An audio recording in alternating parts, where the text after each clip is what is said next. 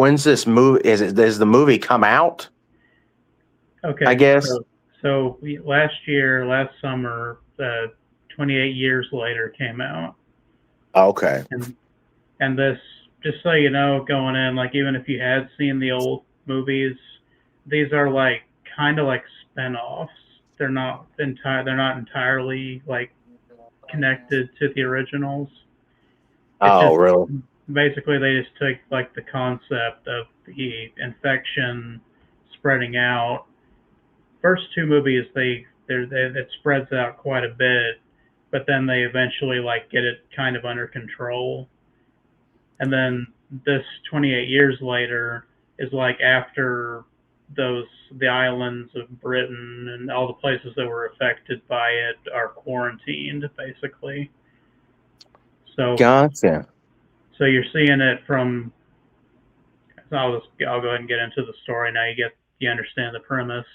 Uh, so we have this 12-year-old kid named Spike who lives on the Holy Island. That's what they call it. So that's a real place. This little bitty thing that has like a, can't think of what they're called. It's like a crossway or something, where it's like technically a peninsula, but the connecting to the mainland, like whenever high tide happens, it floods it to where you can't Oh, cross okay. it. So this kid has lived on Holy Island his whole life, and then the first part of the story is he's going to the mainland the first time with his dad because they're going on a hunt basically. Whenever it's low tide, they can leave the island and go to the mainland. But then a couple hours later, when the tide comes in, you can't go back. You have to wait till like the next day when the tide goes down to try to go home. Gotcha. So it's a really dangerous thing. Like it's a rite of passage type thing where it's like normally the village elder like that they're talking to is like Spike's too young to do this. He's only 12 years old, but Jamie, the dad, said, he's ready. I've trained him good enough that he's ready to do this. And so that's what they do. And based on the trailers, that's what it looked like the whole movie was going to be. Was just that hunt that they go on. They get stuck on the mainland, and then there's a bunch of infected and other dangerous things happening that they have to deal with. They're just But trying to survive. yeah, and that's the dad is Jamie is Aaron Taylor Johnson, if you know who that is. The guy from he when he was younger, he was Kick Ass, and then was Quicksilver in the Marvel movies, and what was his most recent I might thing? remember that. Yeah. Here, I'll see if you can see this. He's the guy in the middle right here. He's good with long hair and a beard. You see him? Yeah. Yeah. I see him. Yeah. Okay. I remember him. Okay. But yeah, so it seemed like the whole story was going to be about Jamie and Spike going on the hunts and then getting stuck and going through the dangers of the mainland. But that's really only like the first third of the movie. So that was the first thing that surprised me. I was like, wait, what? They made it back?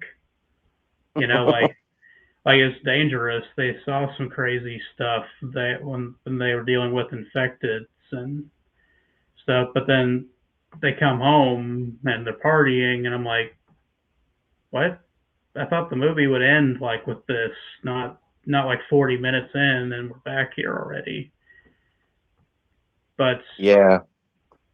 uh, I will say what they do with the infected is really interesting in this new series. So the infected originally they were just like zombies, like just angry things running at you and they see you, that kind of thing. Yeah. Well, in the decades since the infection broke out, the zombies or the infected have changed and evolved different ways. So there's different types of infected that you run into, and that, Oh yeah.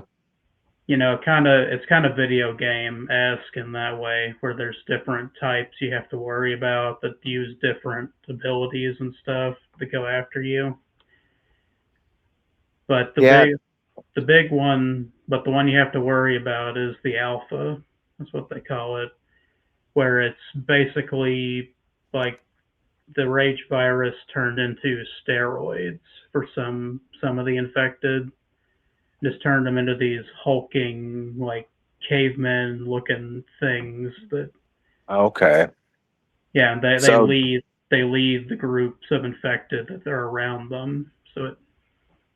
so I never did fully watch like the Walking Dead series all the way through, but I I didn't either. remember I remember that basically the zombies in that were pretty much all the same if I didn't miss something. But so I would say that would be something that kind of that kind of developed a little further on, because in The Walking Dead, I mean the main characters, like the regular human characters, were all had their differences, but the zombies, a lot of them were basically the same. Hmm. So in the um, it sounds like in this movie that they've kind of went a little bit further with the actual zombies.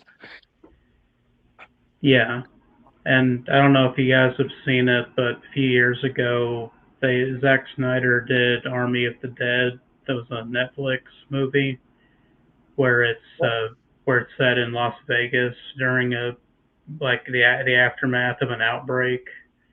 Oh, And really? there's this. It's weird that the zombies have like a society kind of, where there is like a lead male and lead female of the. Like a hierarchy. Yeah, yeah, it kind of reminded me of that. Like, there's You some know, story elements that reminded me of that. the isn't that in the movie called The Legend with Will Smith? No, That I am Legend. I Am Legend. I Am Yeah, Legend. yeah, Oh yeah. yeah, That I kind haven't. It's also kind of like that. Yeah. Yeah, I was gonna say that kind of did the same thing.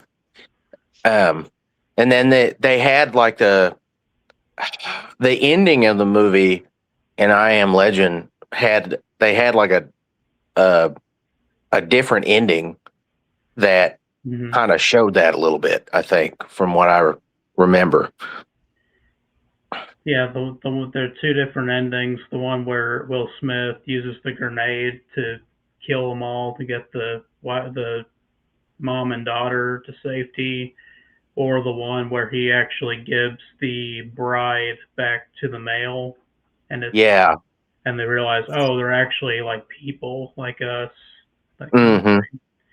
Yeah, Yeah. Yeah, It, they like humanized it. yeah.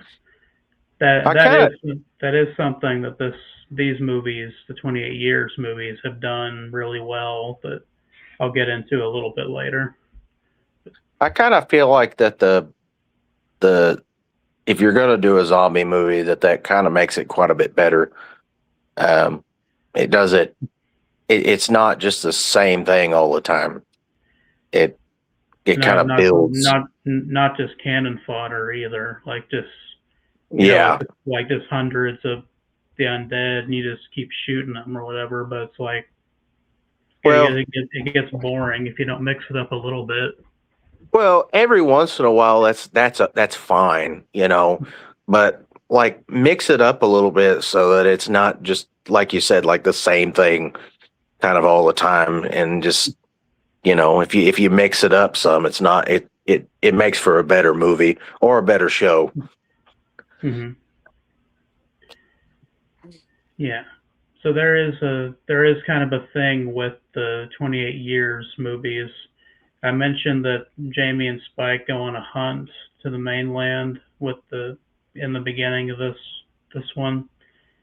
It's not actually what I thought it was going in, because they have bows and arrows, because it's like a they've kind of gone back to a more primitive society. So they don't, because they can't manufacture bullets or musket balls or things like that. Yeah. So they're out hunting with their bows, and I was thinking, oh, they're gonna go hunt deer or whatever livestock you could find in the mainland, but it's not that. It's actually he's taken Spike out to do his first kill, to kill an infected, basically.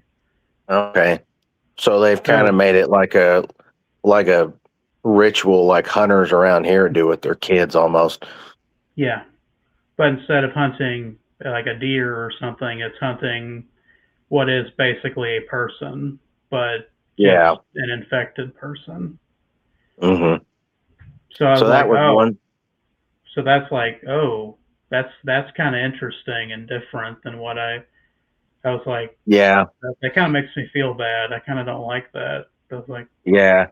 Well, and that you mentioned the fact that they can't manufacture weapons. That was another thing about The Walking Dead like that always got me. Now later on, they did kind of get into that a little bit, where they started using more kind of melee type of weapons in the show. But in the beginning, there is absolutely no way that you can carry that much ammunition around for a group of people. yeah, And they did that on the show, and it was like a big plot hole, I felt like, in the show. And I could be wrong, but yeah, I felt like it was, because you just had, they were using all this ammunition, and I'm like, where's it coming from? yeah. Just But raiding every sporting goods store on in America, and that's how you'd they have get their bullets, I guess. you would have to, and it would have to be that group that did it, because there's no way that you could carry that much around with you. But I find that interesting that they kind of covered that plot hole in the movie. Hmm. But And I do just want to mention this because it might bother you, might not, about the film, but it's directed by Danny Boyle, who did the original 28 Days Later. But he's a very experimental type of filmmaker where he will do some sound editing and some visuals. Like the way he cuts things together is really odd in some scenes. Like it's I see the point of them, but it still kind of takes me out of it a little bit when he does it. Like the scene with Spike and Jamie on the bridge going out to the mainland. In the trailer, Mhm. they used the musical thing too from this, but it's the Boots poem about the soldiers marching. And Oh, really? while that audio is playing, you see them walking, and then it will cut to like military footage from the past of soldiers marching, and then they'll cut to like there was an old British film that it showed too, where it showed like soldiers on a castle shooting at invaders with the bows and arrows. So Yeah. it's kind of like showing how this post-apocalypse for Britain is like it's kind of rewound the clock on everything to where it's kind of like way back in the Middle Ages now, kind of is hmm what their world is like now. Yeah. It's really interesting, and it's like because of the intensity of that poem, that like just its repetitive nature and everything, it just kept building up the tension as they're going across the bridge to the dangerous mainland. So it's really interesting, but I didn't really know what to make of it the first time I saw it. I was like, it is like every time I'd like start to focus on something, it was something else would cut across the screen for a second, and then it would go back. One of those kind of things. Well, I'm no director or film editor or anything like that, but I would say that was probably kind of intentional to kind of throw off the viewer a little bit, Yeah. just to Hmm. kind of start that kind of in the uncertainty in the viewer a little bit. Yeah. Yeah, it just the 28 Years Later was one of those movies that I had to watch a second time to really appreciate everything it does. Because it's like sensory overload kind of the first time you see it, or just between the Yeah, sound and the visuals and the everything. And this, like I say, he's very experimental. The director built this rig of like 16 iPhones as a camera rig, and really. there's certain scenes that it's shot. I think most of the movie was shot with them, where he gets like a 360-degree view of the characters in front of the camera, and he can just like cut to different angles during different points because it's all filmed at the same time. Man, 16 iPhones. No wonder movies cost so much. Good point. Yeah. Yeah, that's. Yeah. Boy, that. I love I'd I love do that what? actress that's in it. I love that actress that's in it. Jodie Comer. She was in Killing Eve, and Okay. she was I like heard she about. plays I've a heard about. sociopath. She's freaking amazing, and I just find her a very fascinating actress. Yeah, and Yeah. she's Spike's mom in the story, so just so Right. everybody knows who she plays. And she's really important to the story. Like you don't realize how important she is until later in the story. Like once they Spike kind of has like two different journeys he goes on in this movie. He goes on the hunt with his dad, like like we expected, but then there's a storyline with her that is she has an unknown sickness that he's trying to find a Mm, cure for her. yeah. So he ends up, I'm not spoiling everything. I'm just spoiling like the main points, just so you understand kind of where the plot goes. Yeah. But he and his mom, and he takes her to the mainland. So he goes back to the mainland. He goes on the mainland twice in the movie, and it's all on the faint hope that this doctor he's heard about is still out there in the wild, Mm, where his father told him about him, and he's like, everybody just says he's crazy, so don't go anywhere near him. But Spike realizes that his mom is sick and she's not getting any better, so he takes her with him to try to diagnose what's wrong with her. And so Oh, okay. interesting. just so you know, it's not an action survival movie exactly. Like there's parts of it that are that, but there's Mm-hmm. also like a really big emotional core of the story that comes in like after the first third of the movie comes into, Well, it sounds con pretty good. It yeah, does. it's really interesting. And then he he goes on this journey to the mainland with his mom, and they eventually do find the doctor. I'll see if I think I can do this without screwing anything up here. Let me see. I have these like slides and stuff that I can show. I'll just see if I can bring them out. I'll rearrange the screen whenever I do this. Let's see. Okay. Is everybody still with me? Yeah. Okay. Okay, so I got this is kind of tying in both films together, but this everybody see my mouse? Can you see me? What can you guys see? I just want to know. I just see the all the users on the left, and then the movie poster that you put up there. Okay, Yeah, gotcha. same. Okay, just want to make sure that I knew what you guys were seeing.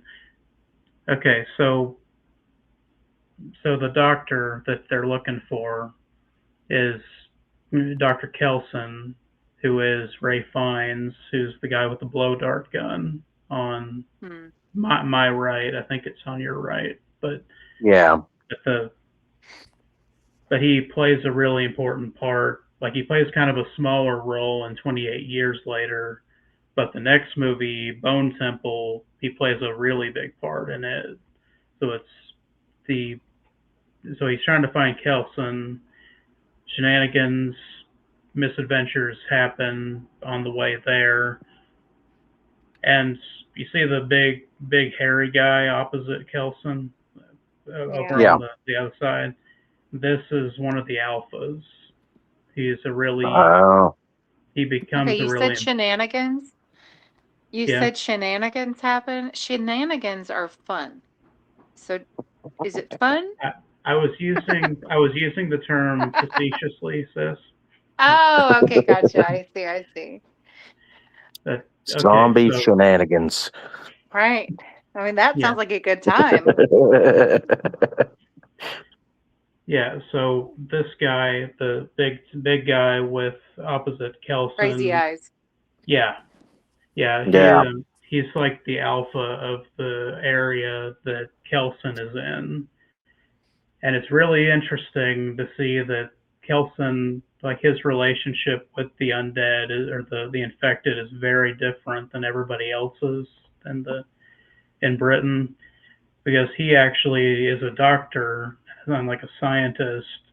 So he's actually been studying the infected to try to figure Mm. out how they operate and like figure out what's wrong with How they're them, like how the virus works and everything. wow. He's a So this, researcher. yeah, kind of like you remember Jane Goodall with the gorillas, like that, Hmm. that kind of idea where it's a scientist out in the wilderness trying to study another group of animals that figure out Right. how they operate. But Hmm. he nicknames the big guy Samson.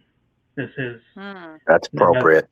yeah, Hmm. that's the name that he chose because of his stature. Because he's like, I think the guy who played him is like 6'7", but then they also like shoot him at low angles, so he just like is the full screen is just him when he's on screen.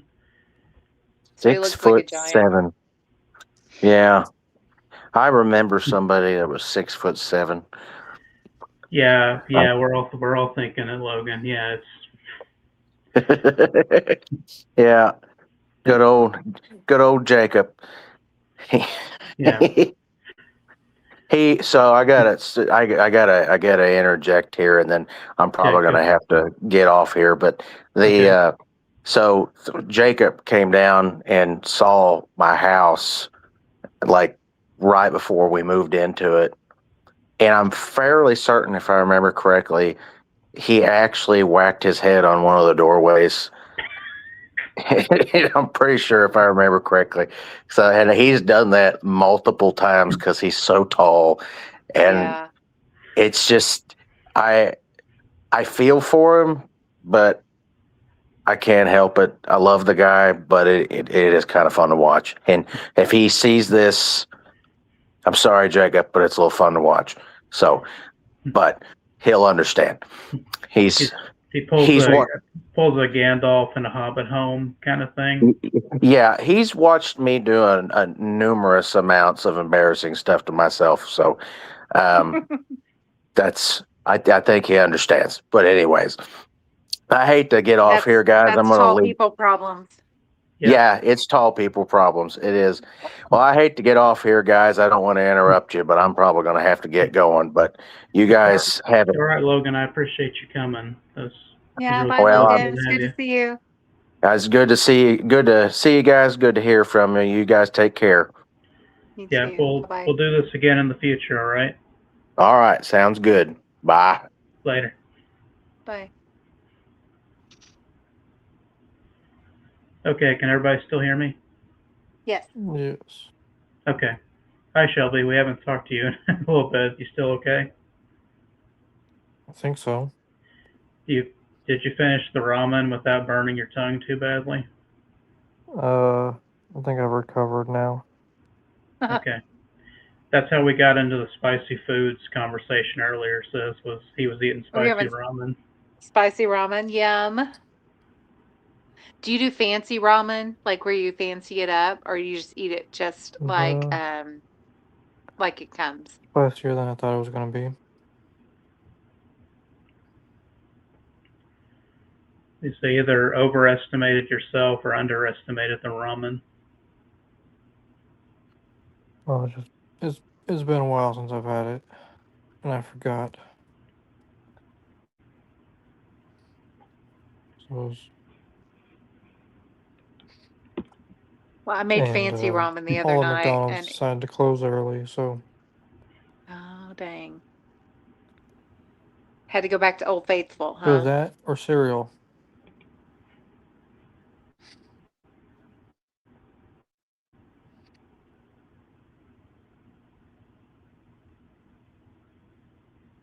I just realized I got a comment over here, and how many people are watching? I wonder if I can see.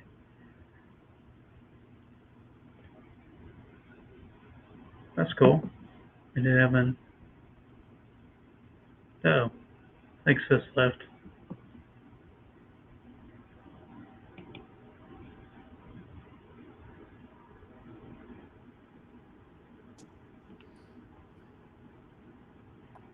Okay.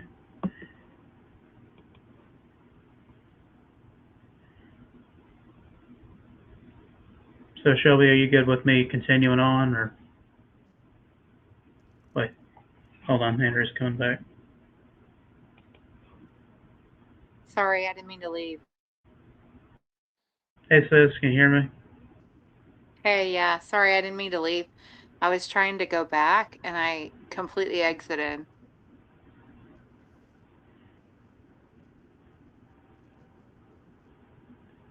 Okay. No worries.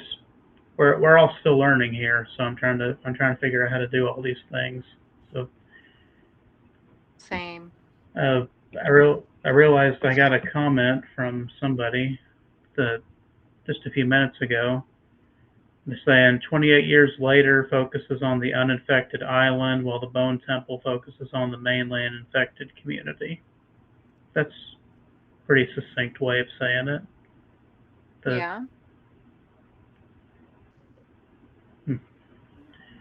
But anyway, so we get to Dr. Kelson, we get to really important stuff with the movie because he figures that because he does have Kelson look after his mom, see what's going on with her, and this is I'm sworn you, the movie will really tug at your heartstrings when Oh, he does confirm that the mom is dying. So it's like sad. I won't spoil what happened, what exactly is going on, but yeah, I'm just, I wasn't quite prepared for it going in because it was, I thought it'd just be a zombie action survival movie, but then it's like, oh no, you're actually confronted with the death of people you care about, and you have to figure out that at a very young age for Spike because he's only 12.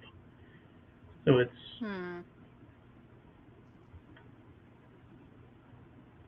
but I will say all the stuff with him and Jodie Comer and Ray Fiennes, Dr. Kelson is all really good. Like it's probably the stuff that I think about the most in the movie is their conversations that they have toward the end with that. Hmm. Again, not here to spoil everything, just tell you kind of what the story's about, and so I'll continue. Just, but what I think I kind of got sidetracked. The whole thing with Kelson and Samson, how he Yeah. like how he named him Samson and everything. They have like a relationship kind of. really Yeah. interesting. So the blow dart gun that you see Kelson has there, he has these little homemade darts that have morphine and something else in it. It's a cocktail that he came up with. So whenever Samson shows up and like is threatening him, he can tranquilize him basically with it. So but it's in a humane way, like not he doesn't just kill him. Like a lot of people would just try to kill him if he showed up like that. But he just tranquilizes him. He goes to sleep for a little bit, and he takes the dart out and just leaves. So it's like, Hmm. I thought that was kind of annoying at first because I'm like, this guy is very dangerous, and he's going to try to kill you as soon as he comes to. It's like, why are you doing that? Mm-hmm. But you kind of figured out in the next movie why they're doing that, like what the purpose of it was. So I was like okay, that's interesting that he's clearly like Kelson's like a pacifist, so he doesn't want to cause harm to these people, even though they're infected. He's again studying them. He's trying to find a cure for everything. See if he can at least alleviate some of what they're dealing with. So it just really is Doesn't not want to something I expected from a stereotypical zombie movie type thing. That made it So he really doesn't want to interesting. disrupt their he doesn't want to disrupt their ecosystem. That's kind of part of it because he does view them as yeah, like an ecosystem where but like, and he also just because he views them as people, not as animals. Like that's kind of the Yeah. difference too, how he sees them differently. And since he was a doctor before the infection happened, he still has kind of the Hippocratic oath in him, where he's trying to Mm. seize the problem with someone and trying to diagnose it and help them at all if he can. I So see. that's again this whole part of the movie I just didn't expect at all, and that's why it like really stuck with me and thought was really interesting. And I could tell like the way that part of the story ends. Spike is leaves Dr. Kelson, but I was like, okay, but we're not done with Dr. Kelson. Like I could tell that was going to be something for the sequel. Like they were, so like Kelson and Samson were both like really important, and I was like that they're going to be Yeah. important going forward. But I haven't even mentioned it. The background behind me and the background you can look at on the thumbnail there is the Bone Temple, which is a really interesting concept that Dr. Kelson, it's his making, he made it, but it from the trailers and the posters and everything, it just looks horrifying when you look at it because it's literally like these trees that have like bones wrapped around them, and then there's this giant. I don't know if you can see it if I move, but there's a giant pillar of like in the middle of everything that has the skulls on it. So it's very morbid looking when you first see it. That it's kind of terrifying because you you're thinking of like It's post-apocalypse, something horrible's happened. There's some kind of like cannibals or something. That's kind of where my mind went. So it's like something really bad is happening in this area, but it's not that. Dr. Kelson, his what he does is he finds the dead people, and he cremates them, like all but just like their skulls and some of their bones are left over too, but it's like the way he puts it in the movie is he built it as a monument to the dead, not some kind of sick thing, like it's nothing perverse. It's just like all these people existed and Mm. he wanted them to be remembered. Hmm.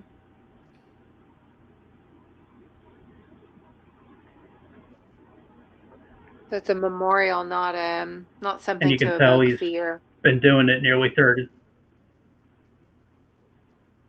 Exactly, yeah. That's There is kind of a thing with the 28 years movies I've noticed in the trailers and like trailers and marketing versus the actual films is that they use imagery in kind of a deceptive way where Hmm. to make you think one thing when you are going into the film, but when you pull it back and look at it in the actual film, it's completely different than what you think it is, which might annoy some people because, there's always all people complain about, like being dishonest in marketing, but I actually think it's kind of a strength of these movies is that it's never quite what you expect going into it. Hmm. Mm. So the Bone Temple is established in this movie with Dr. Kelson.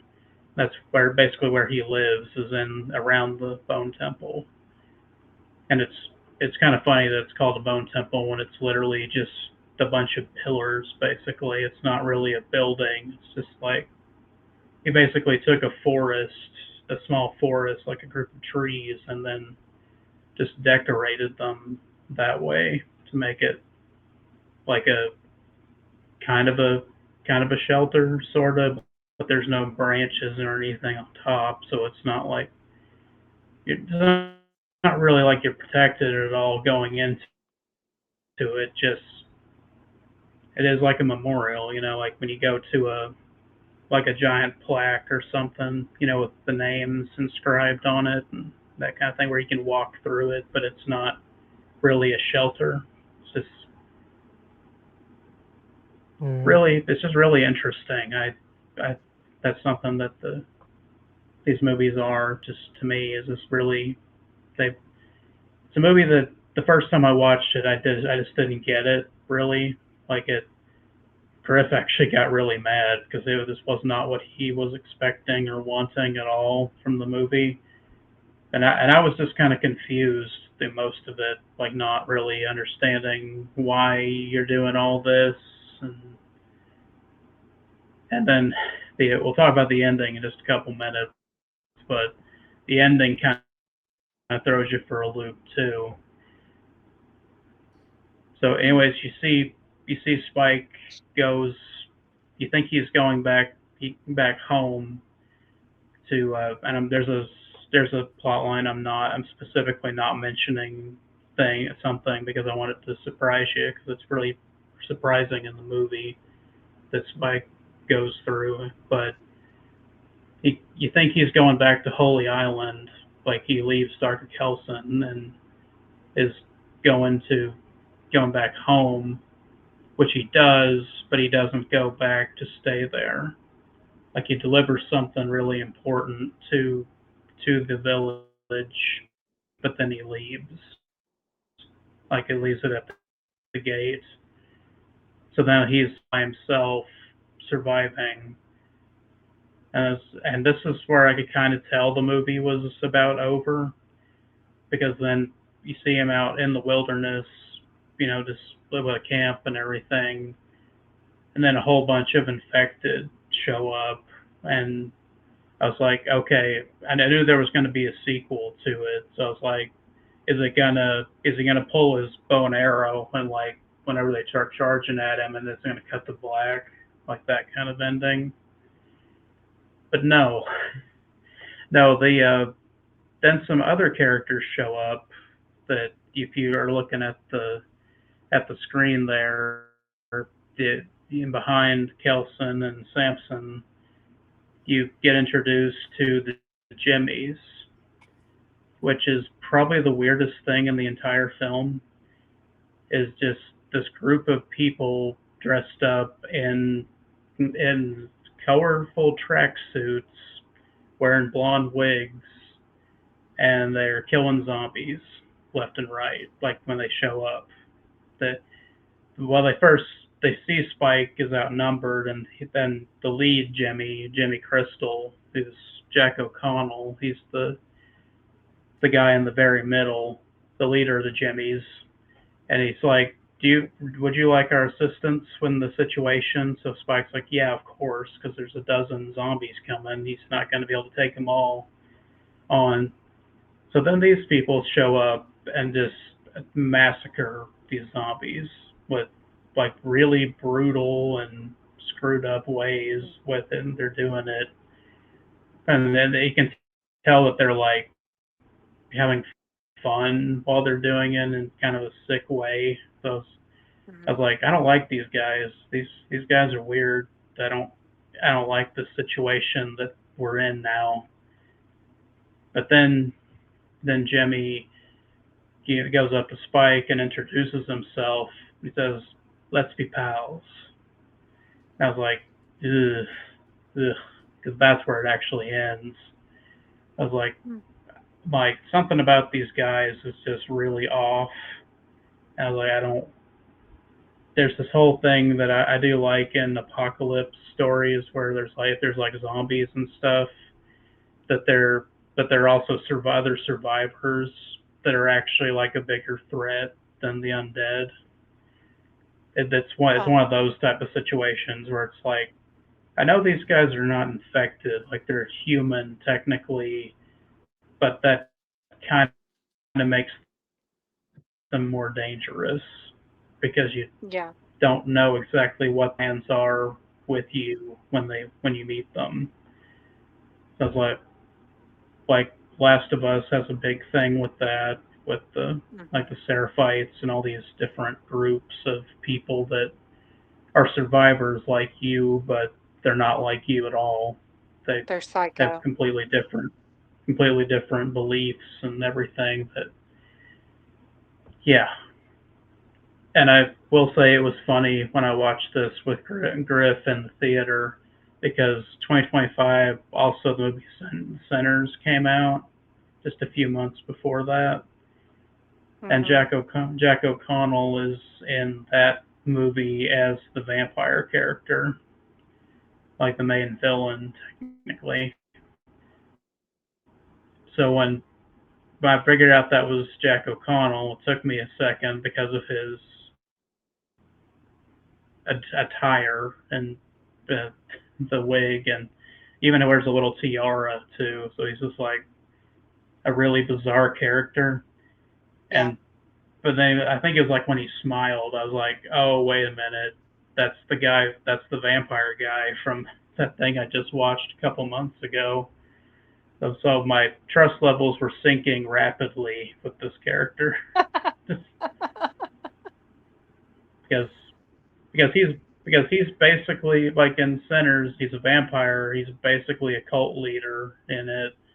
And then, not to say too much about the next one yet, but Bone Temple, he's basically a cult leader too. So it's like I hope he doesn't get typecast as this type of character. I hope he gets to play other things too. But he that's does quite it a well. double whammy of those two roles back to back.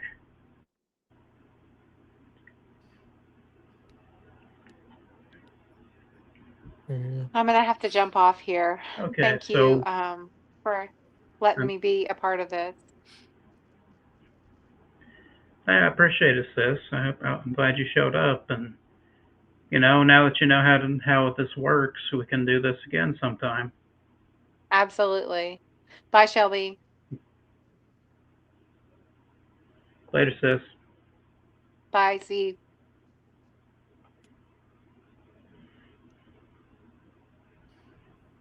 Okay, Shelby, can you still hear me? Yeah, but I think I gotta go.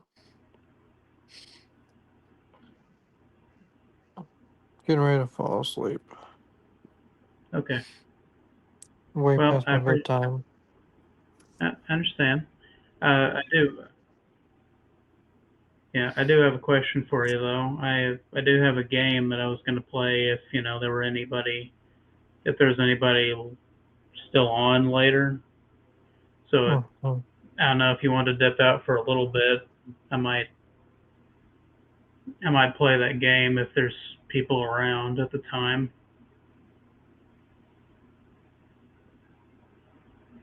But I was just trying to get through the movie stuff first. But if you can't, if you got to go, I understand. I just wanted to mention that. I was um, probably go to sleep in like 10 minutes. Okay, then yeah, you probably do need to go to bed. But I just I appreciate you showing up and being a part of this, and I'll carry on the show best I can. Yeah. Well, have fun. I'll do And my best. probably gonna put on 28 years later and fall asleep to it because I haven't watched it yet. You might have nightmares. All I'm gonna say is you might have nightmares. Eh, I'll be fine. But that's fine. Yeah, best of luck, Shelly. See ya. See ya.